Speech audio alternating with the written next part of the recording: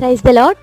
అనుదిన వాగ్దానం కొరకు ఎదురు చూస్తున్న ప్రియ శ్రోతలందరికీ మన రక్షకుడైన యేసు ప్రభు నామంలో వందనాలు మరియు శుభోదయం. మరొక రోజును వేకువనే దేవుణ్ణి స్తుతించు తరుణాన్ని, నూతన వాగ్దానాన్ని దయచేసిన దేవాది దేవునికి స్తోత్రాలు. మీ ఏకీభావాన్ని బట్టి దేవుణ్ణి స్తుతిస్తున్నాను. నేటి వాగ్దానం లూకాసు వార్త 1వ అధ్యాయం 37వ వచనం. దేవుడు చెప్పిన ఏ మాట అయినను నిరర్ధకము కానేరదని ఆమెతో చెప్పెను.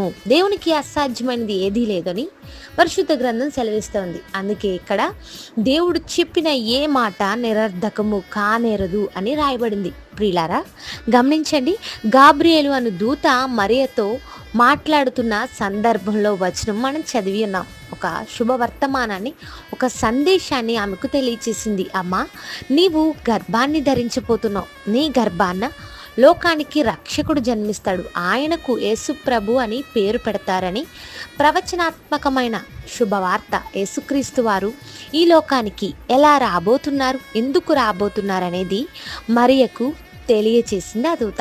అప్పటికే మరియా యోసేపు అను వ్యక్తికి ప్రధానం మాత్రమే చేయబడింది. ఎప్పుడైతే దూత ఈ వార్త చెప్పిందో ఆమెలో కలవరం ఏర్పడింది. అందుకు ఆమె అడిగింది, ఇది ఎలా జరుగును? వెంటనే ఆ దూత ఇచ్చిన సమాధానం, ఇది దేవుని శక్తి వలన, పరిశుద్ధాత్మ వలన జరుగుతుంది అని చక్కని మాటను చెప్పింది. ఉదాహరణగా, నీ బంధువురాలైన ఎలిజబెత్ కూడా గర్భవతి అయ్యింది. నిజానికి ఆమె వృద్ధురాలు, గొడ్రాలు, కానీ దేవుడు ఆమె గర్భాన్ని తెరిచాడు. ఆయనకు అసాధ్యమైనది ఏమీ లేదు. దేవుడు చెప్పిన ఏ మాట నిరర్ధకము కానేరదని గాబ్రియేలు మరియకు చెప్పినప్పుడు దేవుని చిత్తానికి ఆమె లోబడి తనను తాను సంపూర్ణంగా దేవునికి సమర్పించుకుంది. ఫలితంగా యేసు ప్రభు ఈ లోకానికి జన్మించారు. ఈ మాటలు వింటున్న ప్రియ శ్రోతలారా, ఈరోజు మీ జీవితంలో కూడా ఈ ఉదయం అసాధ్యమైన పనులు కొన్ని మిగిలిపోయాయేమో. ఇది నా వల్ల కాదు, నా జీవితంలో నేను చేరుకోలేను, నేను చేయలేను, ఈ పని అసంపూర్ణంగానే ఉండిపోతుంది, నా శక్తి సరిపోదు, ఈ విజయాన్ని నేను సాధించలేను, ఈ పాపాన్ని నేను విడిచిపెట్టలేను, ఈ దురలవాటును నేను జయించలేను, ఈ రోగాన్ని జయించలేను అని ఏమైనా అసాధ్యంగా మిగిలి మిమ్మల్ని ప్రశ్నిస్తున్నట్లయితే దేవుడు ఈరోజు వాగ్దానం ద్వారా మనతో మాట్లాడుతున్నాడు.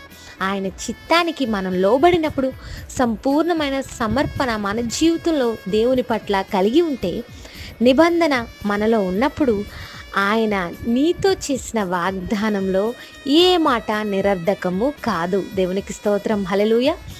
దేవునికి అసాధ్యమైనది ఏదీ లేదు. ఈరోజు మనకు అసాధ్యం అనిపించేవి చాలా ఉండొచ్చు, కానీ దేవునికి సమస్తము సాధ్యమే. ఎందుకంటే నీ దేవుడు సృష్టికర్త, సర్వశక్తి గల దేవుడు, సర్వము పైన అధికారం కలిగిన వాడు, ఇచ్చిన మాట నెరవేర్చగల సమర్థుడు. ఇప్పటికీ అర్ధ సంవత్సరం గడిపేశాం. ప్రతిరోజు ప్రయాసలతో, పనుల భారాలతో అప్పుడే 6 నెలలు గడిచిపోయాయి ఈ సంవత్సరంలో. మీ వాగ్దానం ఏంటో గుర్తుందా? ఆయన చెప్పిన మాట జ్ఞాపకం ఉందా? దాని కొరకు నిరీక్షణ కలిగి ఉన్నారా? ప్రార్థన చేస్తున్నారా? కనిపెడుతున్నారా? ఈరోజు వాగ్దానం మనకు గుర్తు చేస్తూ ఉంది. దేవుడు మనతో మాట్లాడుతున్నాడు. ఆయన చెప్పిన ఏ మాట నిరర్ధకము కాదు. అయితే ఆ మాట ఫలించే జీవితం, విశ్వాసం మనకున్నప్పుడే దేవుని మాట నెరవేర్పును మనం చూడగలం. ఈ వాగ్దానంతో ప్రార్థించండి. ఒకసారి మీ వాగ్దానం, ఈ సంవత్సరం దేవుడు మీతో మాట్లాడిన వాగ్దానం ఎక్కడుందో వెతికి, ఇప్పుడైనా ఆ మాటను పట్టుకుని ప్రార్థించి వాగ్దాన ఫలాన్ని పొందుకోండి. ప్రార్థన. కృపగల మా తండ్రి, మాతో మాట్లాడిన మాటలు బట్టి స్తోత్రాలు.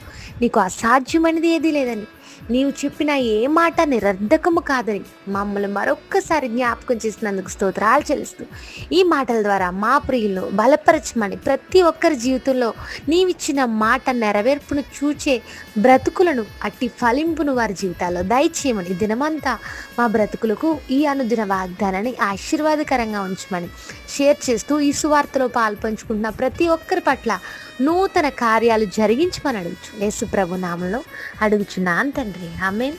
Have a nice day. Thank you all. God bless us.